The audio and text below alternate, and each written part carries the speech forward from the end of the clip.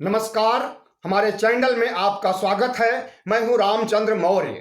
तो साथियों, 74वें गणतंत्र दिवस पर भगवान राम अयोध्या से आ गए, कृष्ण मथुरा से हरियाणा आ गए और तमाम देवी देवताओं का जिस तरह से प्रदर्शन किया गया, विभिन्न राज्यों से आई 23 झांकियों में जिस तरह से धर्म का तड़का, धर्म की चाशनी इस देश की 140 करोड़ जनता को चटाई गई है, उसे समझा जाना चाहिए कि प्रधानमंत्री नरेंद्र मोदी धर्मनिरपेक्षता की कितनी कद्र कर रहे हैं। धर्मनिरपेक्ष भारत में पहली बार भगवा झांकियों का प्रदर्शन हुआ है। इसके पहले भी भगवा झांकियां होती थी, लेकिन इस बार कुछ ज्यादा ही झांकियां भगवा में थी, क्योंकि 23 झांकियों में जितना कुछ भी दिखाया गया वो सब धर्म का प्रचार और धर्म का नशा आगे बढ़ाने के लिए दिखाया गया। भगवान राम अयोध्या से चल करके कर्तव्य पथ पर आ गए। भगवान कृष्ण मथुरा से चल करके हरियाणा पहुंच आए और कृष्ण का विराट रूप दिखाना बहुत जरूरी था, क्योंकि कृष्ण को ब्रह्मांड का स्वामी माना जाता है और कृष्ण के मुंह में ही पूरा ब्रह्मांड समाया हुआ है। और राम की बात ही तो छोड़ दीजिए, राम में तो हमारा पूरा देश है ही। राम को नहीं दिखाएंगे तो बाकी बचेगा क्या? और राम ही तो ऐसे हैं जो कि वोट दिला सकते हैं। राम मंदिर के बहाने वोट लेने के साथ साथ अब राम को कर्तव्य पथ पर और झांकियों में उतार दिया गया है, उन्हें प्रदर्शनी का विषय बना दिया गया है और राम का, कृष्ण का प्रदर्शन किया जा रहा है। लेकिन जहां तक बात है धर्मनिरपेक्षता की, तो धर्मनिरपेक्षता तार तार हो रही है। संविधान को नजरअंदाज किया जा रहा है और लोकतंत्र के ऊपर चोट की जा रही है। और इस देश की साझा संस्कृति को जिस तरह से तबाह करने के लिए प्रधानमंत्री नरेंद्र मोदी इस देश को हिंदुत्व की प्रयोगशाला बना चुके हैं, और उसका जायजा आपने देखा आज की झांकियों में, तो उसे क्या कहा जा सकता है? उसे यही कहा जा सकता है कि प्रधानमंत्री नरेंद्र मोदी को अपना सिंहासन हिलता हुआ दिख रहा है। महंगाई, बेरोजगारी और तमाम संकटों से प्रधानमंत्री की हालत पतली हो गई है।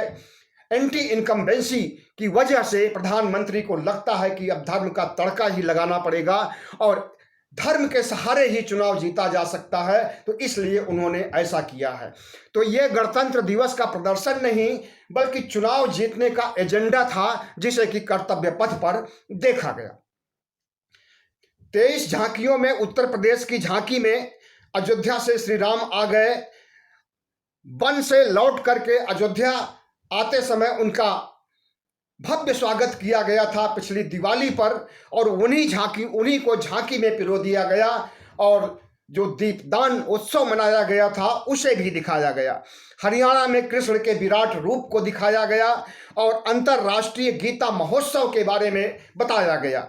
पश्चिम बंगाल में दुर्गा पूजा किस तरह से मनाई जाती है, किस तरह से दुर्गा खुश होती हैं और किस तरह से दुर्गा सबका कल्याण करती हैं, इसके बारे में नाच गाने के बहाने ही दिखाना था, तो दिखा दिया नरेंद्र मोदी जी ने। जम्मू कश्मीर को नया जम्मू कश्मीर किस तरह से बनाया जाएगा, उसके बारे में भी झांकी पेश की गई थी। हालांकि यहां पर धर्म का तड़का नहीं दिखाई दिया।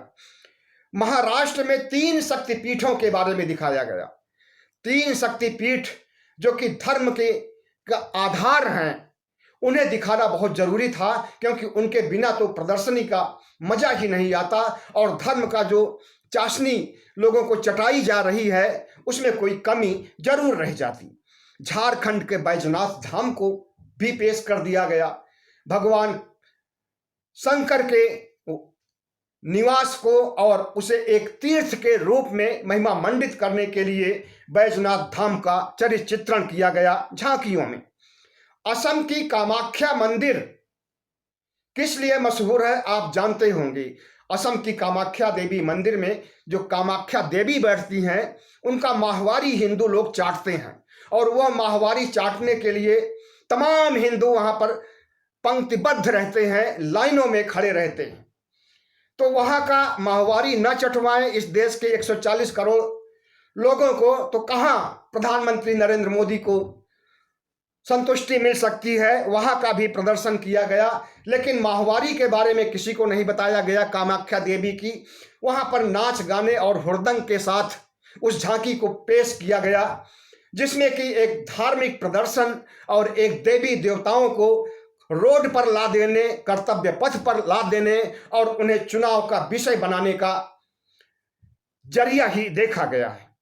उत्तराखंड की देवभूमि केदारनाथ, बद्रीनाथ, इनका तो जरूरी ही था। बहुत बड़े तीर्थ हैं, इनका विकास किया जा रहा है, करोड़ों अरबों रुपए इन पर खर्च किया जा रहा है। जोशीमठ में कितनी बड़ी आपदा आई हुई है, वहां पर कोई कार्रवाई करने के लिए लोगों के हित में और वहां जो विकास कार्य हो रहे हैं उन्हें रोकने के बारे में या जोशीमठ के लोगों को अन्यत्र बसाने के बारे में प्रधानमंत्री नरेंद्र मोदी को कोई होशो हवास नहीं है। लेकिन देवभूमि से उतर आए कर्तव्य पथ पर केदारनाथ के केदार जी और बद्रीनाथ के बद्री जी भी, और उनका भी भव्य प्रदर्शन हुआ, या यूं कहें कि भौड़ा प्रदर्शन हुआ। तो इस तरह से जितनी भी झांकियां थी उसमें से अधिकांश झांकियां, 90% झांकियां धर्म का चाशनी चटाने के लिए काफी थी। प्रधानमंत्री नरेंद्र मोदी जिस तरह से धर्मनिरपेक्षता को धत्ता दिखा रहे हैं, धर्मनिरपेक्षता को नजरअंदाज कर रहे हैं, संविधान को नजरअंदाज कर रहे हैं और सिर्फ चुनाव जीतने के लिए तमाम देवी देवताओं को सड़क पर उतार रहे हैं, क्या इसे आप पचा पाएंगे? क्या प्रधानमंत्री के चाल चरित्र चेहरे को समझ पाएंगे? क्या प्रधानमंत्री नरेंद्र मोदी जिस तरह से धर्म के प्रदर्शन से चुनाव जीतना चाहते हैं, पहले 9 राज्यों में, उसके बाद केंद्र का चुनाव, क्या इससे आप सहमत हैं? अगर सहमत हैं तो निश्चित रूप से उनका ये प्रदर्शन उनके पक्ष में जाएगा, और अगर आप असहमत हैं तो निश्चित रूप से प्रधानमंत्री कितना भी धर्म का प्रदर्शन कर लें, लेकिन चुनाव तो लड़ा जाएगा मुद्दों पर। और जो नफरत का माहौल कायम किए हैं, इन मुद्दों पर, महंगाई पर लड़ा जाएगा चुनाव, बेरोजगारी पर लड़ा जाएगा, महामारी पर लड़ा जाएगा, और इस देश को कंगाल बनाने के नाम पर लड़ा जाएगा, इस देश की अर्थव्यवस्था को डुबाने के नाम पर लड़ा जाएगा।